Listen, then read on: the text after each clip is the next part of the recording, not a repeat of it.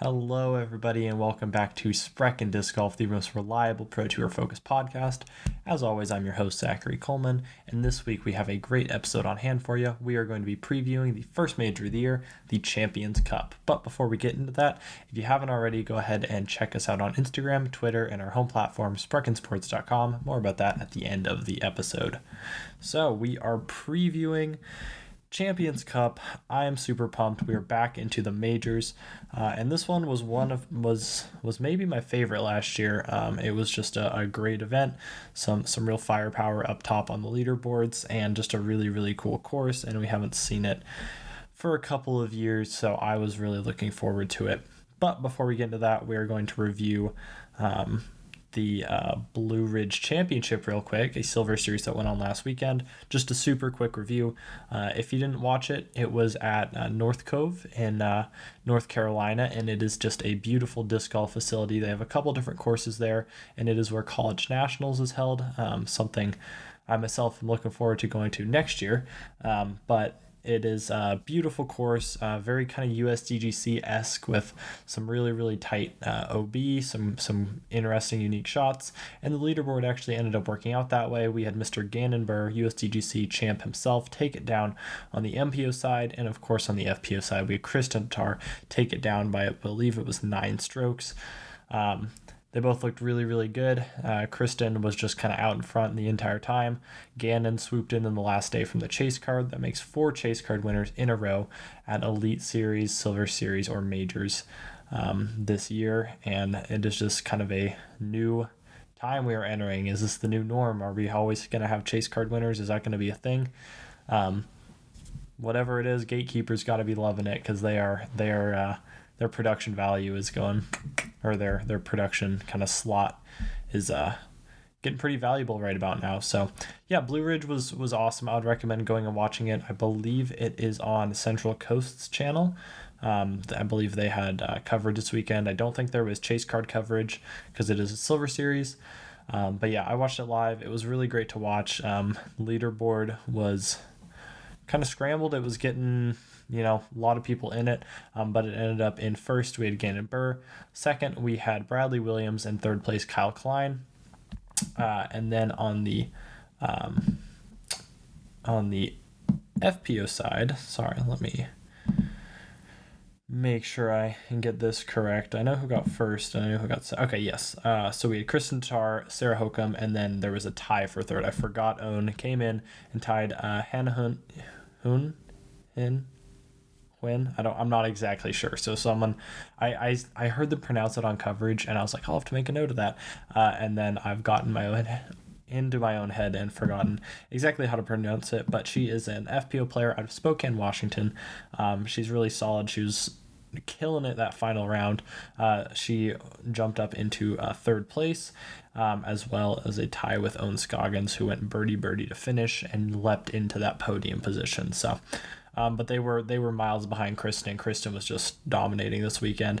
It looked like we might have a bit of a battle. There was a 3-stroke swing on hole 1 from Kristen to Sarah. Kristen took a double, Sarah birdied, but after that, Kristen just extended her lead. Not really giving up strokes after that to Sarah. So yeah, great event from Kristen. Overall, I love this course. I hope everyone loved it as well. And I think this could be definitely a future full Pro Tour event, because it was gorgeous out there. Definitely course standards wise, it definitely holds up. It could be a major, honestly. Like it holds up that well. So there were 2 talking points kind of from the weekend, 2 big ones. Number 1, Calvin ended his podium streak with a 4th place. I know, very disappointing. He still does have his Elite Series podium streak, but his overall season podium streak is gone now. So we will see if he can sort of extend it this weekend, but that would just be for his kind of Elite Series and Majors streak. But the silver did break his streak. He did get 4th. I know, we're all so disappointed. And then the next one was Bradley Williams. So going into the final round, Bradley Williams was in first. He ended up bouncing around a little bit, kind of brought it back, and ended up going into 17 and 18, trying to chase down Gannon-Burr. So as he steps up to 17, 17 is like a 445-foot par 3 with a pretty tight green, but it is probably a better chance at birdie than 18 is, and Bradley needs to make up some strokes. So he's down by 2 when he goes into 17, but Gannon throws OB on 18. So Bradley Williams steps up to the tee at 17, he lays up, takes a par. So you're thinking, all right, he's going for it on 18. 18, he throws a mediocre tee shot, throws a mediocre layup, and then lays up again, and takes a bogey. What people were talking about is he needed the throw-in for the tie, and he had a buffer between him and Kyle Klein for so he would stay on the podium or in second place. And instead of running it, he just decided he was just going to take his medicine and lay up. But a lot of people are talking about, was that the wrong play? Because there was no point to laying up, right? He could have taken a double bogey and still gotten second. So it was a little bit weird just from kind of the fan perspective, because he could have taken a triple and he still would have been tied for second. Like, he had a room to work with, and he didn't really try his best. He didn't take the opportunity that was given to him. So a lot of people are kind of discussing, as a true competitor, like, was this the right play? And I think no. Like, I think if you're, you should be going out there and competing for the win. And if you're going to go lay up to finish and just accept that you're in second place, I don't really understand. I just don't understand. Like, I'm not Bradley Williams. Bradley Williams is a much better disc golfer than I am. And he, I'm never going to surpass him in skill, but, it is just a little bit of an odd decision. So I personally really didn't like it. I don't care if the conditions are bad, if you are having trouble seeing the basket or whatever it is. You have a buffer, you have a chance, a minuscule chance to get into that playoff with Gannon. You got to take it. I don't see why not. So kind of interesting there. I know Twitter was going nuts with that one, and it was just a little bit boring as a fan. But yeah, I mean, good job to Bradley getting that podium finish. Just not exactly the finish that fans wanted. So, all right, moving on from Blue Ridge, we are going to check out the Champions Cup preview. This was, I had mentioned before, probably my favorite major from last year. And that is just because of the final round, just the lead cards. Final round, we had Ricky, Calvin, and Chris, along with Gavin Babcock, and it just felt like a lot of firepower going at this course. A lot of back and forth, some lead changes, some guys jumping back into contention. Paul shooting that 16 down final round to move back up into the top 10. Like, just kind of a crazy event. It's kind of a unique course on tour where it pulls out the woods technical shots and the distance, but kind of in a different way than other courses do it. Like, it's not just asking you to hit a gap, then you get out into the open. Like, you're going for distance in the woods. And I think we need to see some more of that, but it also is like, has some decent spectator, like it has a decent ability for spectators to watch, which a lot of woods courses struggle with. That's kind of the biggest complaint with a lot of them, is there's nowhere for spectators to watch. So I think this course is like the best of everything. And I hope it's a mainstay on tour for next, however many years. And it really just requires kind of every shot. Like, you can't go into this and be really having a gap in your game and expect to come away with it. Chris Dickerson is one of the craftiest players we know. We've seen some of those sick thumb rollers he throws. He has the forehand, backhand, the roller. He's got the putt. He's got the step putt. He's got it all, and that showed. Ricky, again, one of the craftiest players on tour, just showing out at the event. So it requires some really high level play kind of in every aspect of your game. Looking at the course compared to last year, it is the same except for 2 holes that I noticed just looking through the caddy book side by side. That is hole 14 and 18. So hole 14, par 4, they just moved the tee pad back and to the right, so it is now behind the FPO tee pad. It's a similar distance, it's a little bit longer, but just moved it slightly. Your tee shot has to go a little bit straighter now, and then have a little bit more bite on the end, continue to have some bite on the end, but I don't really think it changed. Like, I think players are probably still going to be throwing pretty similar discs off the tee, so don't think it changes that hole too much. The one that it does change a little bit is hole 18. Hole 18 is now a par 4 for the MPO. It used to be a par 5. It went up, straight up this hill, and then down to the right and finished a little bit, not left, but kind of straightened out a little bit at the end. And there were some eagles. Calvin, I know, got it on day 1 last year. I heard Brody talking about how easy Gannon made it look. Couple of eagles on that hole during the weekend. So it is now a par 4. So what you do, you go straight up the hill still. And then when you get up the hill, instead of going down and to the right, you continue to go straight through the opening, and it finishes into this kind of field.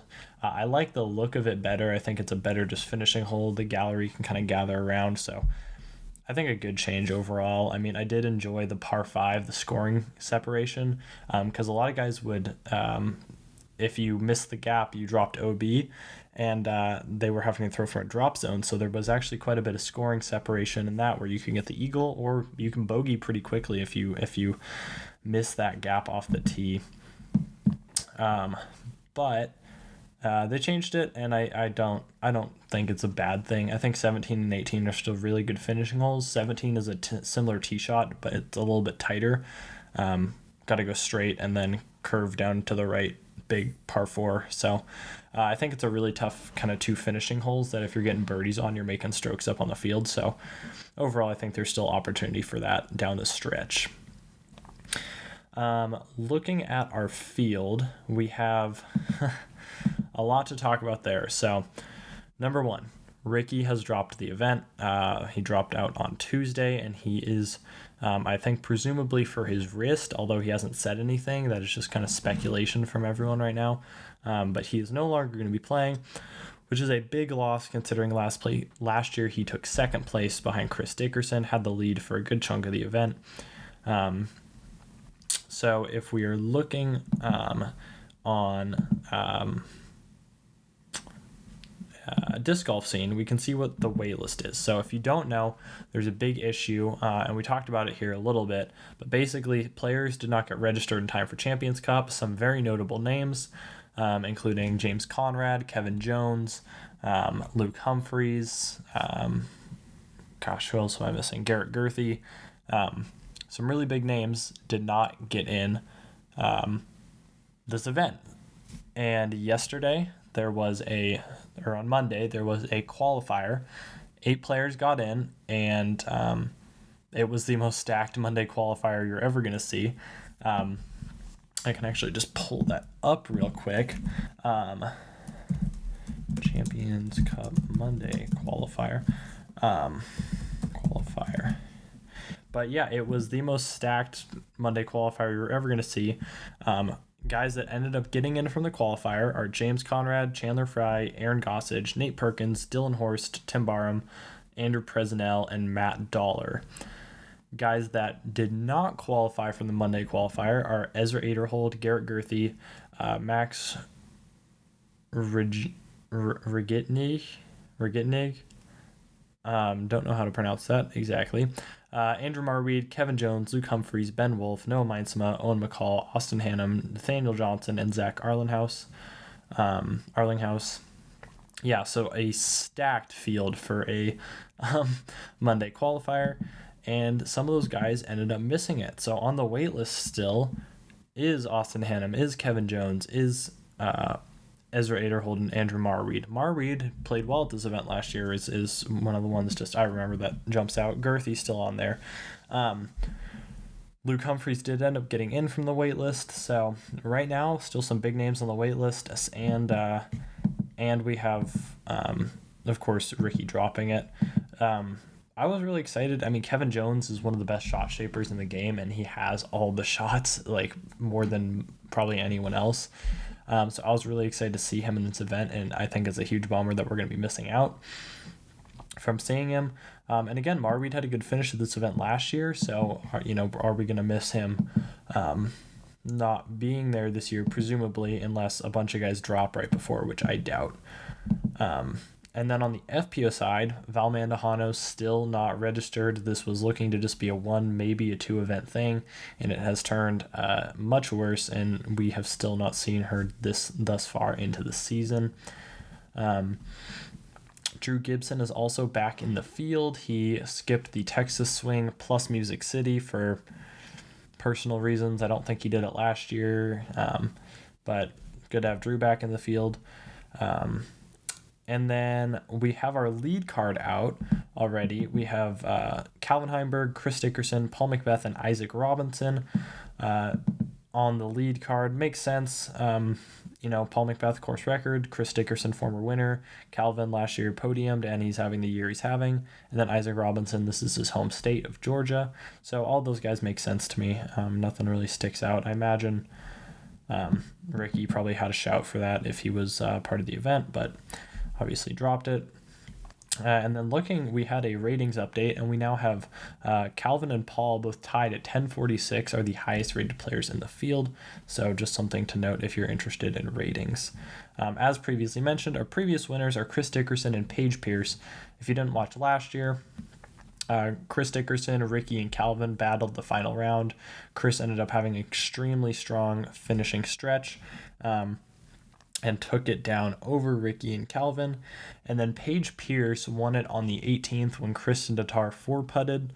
She had a putt for the win, and then she had a putt for the tie, and then she had a putt to lose by 1, and then ended up tapping out a putt, lost by 2. Last year we had the controversy of Elaine King and Kristen's daughter as the caddy. So last year Kristen's daughter was on the bag. She was caddying for Kristen.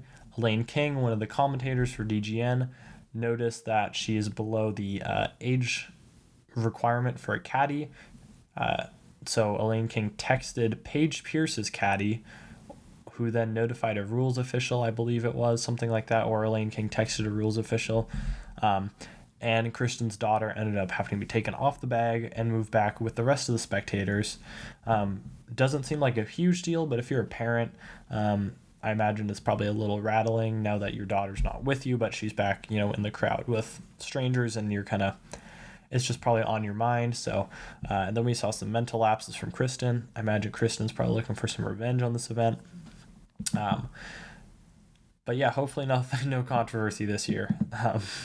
So some of the kind of storylines going into this event, there was a very interesting tweet from Statmando, and it was showing the top 10 in DGPT points, along with total majors won. And if you look at the top 5 right now, there's only one major, and that is Gannonburg's USDGC win, because right now the top 5 is Heimburg, Klein, Burr, Aderhold, and Proctor. And then you have McBeth at 17, Freeman at 0, Dickerson at 2, Lazat at 0, and then Kevin Jones at 0.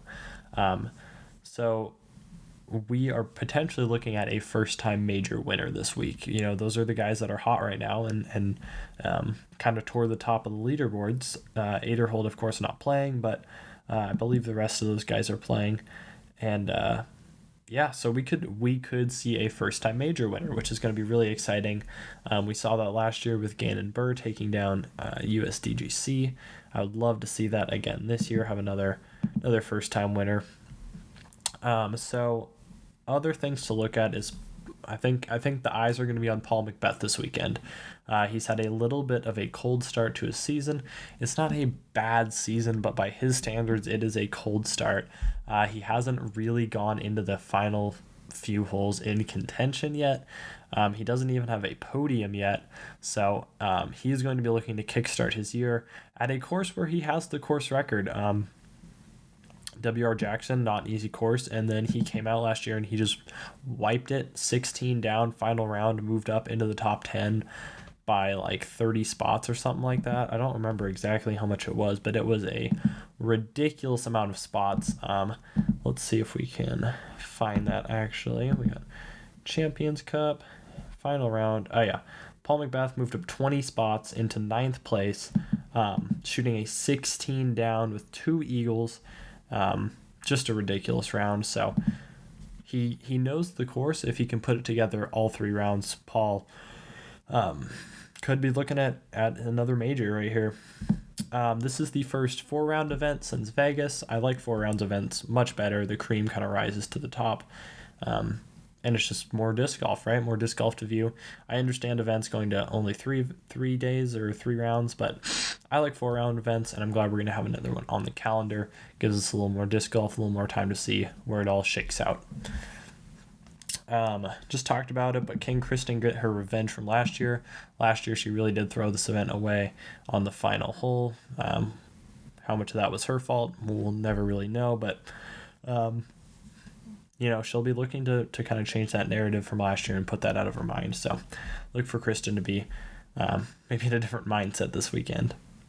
And then kind of the question on everyone's mind in FPO, like, which page are we going to see? Are we going to see that killer page, the one who's fighting for the win, or are we going to see 25th, 30th place page who doesn't really care about being competitive, etc.?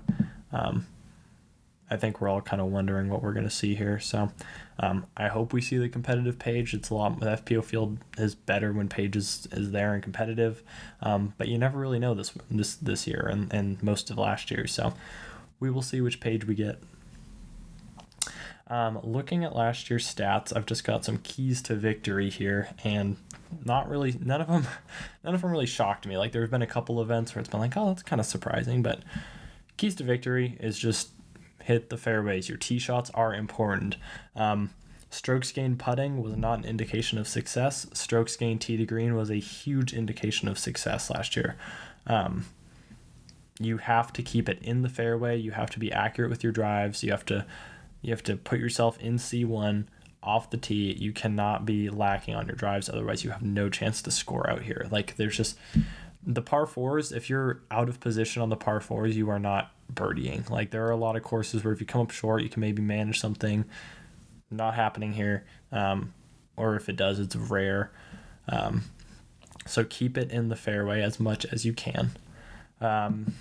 Take your medicine, minimize damage. Chris Dickerson didn't take any doubles last year. That was probably the difference between Calvin winning or at least pushing closer to the win, as he took a crucial double or a very preventable double and then a very preventable bogey back to back, and really kind of ended his chances. So take your medicine, minimize the damage, and don't worry about, oh, maybe I can get birdie from way back here. No, take your par, move on. Also, a key to victory is you got to start out hot. Guys are going to be moving this weekend. They're going to be scoring well, so you cannot. There's not as much room to make up ground. We saw Paul shoot a course record and barely scrape into the top 10. Like, you can't have that slow start and expect to get up onto that podium. You got to be pushing all weekend. So the guys that are going to do that are going to rise to the top, and we might see some guys push into the top 10, but if you want the win, you have to start hot. Looking at our predictions, I say my predictions for this weekend. I know I'm a little bit repetitive here, but it's hard to take Calvin out of the winning spot because he's been so good this year. I just know, like, if I take him out and then he wins, I'm going to feel dumb for, like, not predicting that. So right now I have Calvin Heimburg, Simon Lizotte, and Chris Dickerson. And then my dark horse is Eric Oakley, who's having a pretty solid season so far. I like his game. I think he's entertaining. He's been throwing the disc really well. And yeah, who knows? Maybe he could pop off. He does have all the tools. He has backhand, forehand. He's good straddle, kind of regular putt. Like, he's pretty good in terms of tools and everything. And I think he could be successful here potentially. On FPO, very boring again. I went Kristen Tatar, Owen Scoggins, and Missy Gannon. I'm actually really happy with those picks. I feel confident in those. Those are some fairway hitters right there, and that's what you need to win at this event. So look for those three to start to kind of rise to the top. My dark horse here is Maria Oliva. I was a little bit hesitant taking her after we saw her performance when the cameras were on her. I believe it might have been Vegas or Waco. I can't remember exactly which one, but she kind of started to collapse right when the cameras turned to her. And so I hope she can kind of recover, bounce back, have a good event. She's super talented. It will just be, can she kind of handle the pressure of a major? So moving on to my bold takes, I'm going to do my 3 bold takes of the weekend. Number 1, we will see a first-time major winner. I don't know how bold this is, but if a guy like Calvin can break through, if a guy like Simon can break through, if Owen could break through, we could see a first-time major winner at this event. I think it's very likely. Isaac Robinson, another guy we haven't talked about. He's in his home course, right? He's a fairway hitter. So could we see, Kyle Klein, another one who could potentially win? I think there's a very good chance, and probably the best chance of the year, to see a first-time major winner, and I'm really looking forward to it. I hope we see it this week. Another bold take is that Macbeth stays cold and ends up, I'm going to be real specific here, Macbeth ends up in 11th place this weekend. Not even top 10. He's going to finish in 11th. He's going to have an okay final round and end up kind of just in there, not really competing. And then last but not least is Mr. Corey Ellis gets a top 5. I like his game for this. I think he's very controlled. He does that little 2-step run up, which I think is going to be good for this course. I think he's going to keep himself in the fairway, throwing his Buzz SS all over the place. And I think he is going to finish well at this event because we know he's going to be solid on the putting green. It's not like you can gain a ton of strokes here, but you can also, you can lose them. He's not going to be losing strokes putting. He's going to keep himself in it and put himself into the top 5. So there you have it. That is our Champions Cup preview show. I'm so excited for this weekend. I've said it a bunch, but I really am. I love majors, and this major in particular. I don't know why, but I think it's just the course. The course is so fun, so cool to watch. There are so many 6 shots, and I'm just ready to watch some major disc golf happen. So event starts on Thursday. Tune in on DGN, or I believe Jomez will have post-production as always. And then FPO also, and Jomez is here. I was about to say GK Pro, but I don't think they're doing it this year. I believe it's Jomez for FPO and MPO if you want to watch lead card. But we'll probably see a chase card winner. I mean, who knows? Things are a little crazy this year, so if a chase card winner pops up, I would not be shocked. But with a 4-round event, that's another thing. With a 4-round event, I think you can kind of expect a lead card winner because hopefully those people have kind of risen to the top. The only lead card winner we've seen this year, from Elite Series events, has actually been Calvin Heimburg in Vegas, the other 4-round event. The cream kind of rose to the top. Guys on chase card didn't really weren't as close necessarily, so in that kind of 4-round event. So hopefully we see, the chase cards have been fun, but I'd love to see another lead card winner. So tune in on Thursday. I will be watching it. Go follow us on social media, Instagram, Twitter. I'll be kind of live tweeting throughout the event, kind of hear my takes, talk with me about it. Would love to see you guys there. And then of course our home platform, spreckensports.com, where you can live chat with other people watching these same events. Link is down in the description. I will get the major up there. I will be in there chatting. So y'all should join me. I'd love to hear some of your opinions there. Next episode will be next week. We will do a recap on it, go all in depth on all the storylines. Probably going to be a more in-depth episode because it is a major. I'm really looking forward to it, and I will see you guys in the next episode of Sprechen Disc Golf.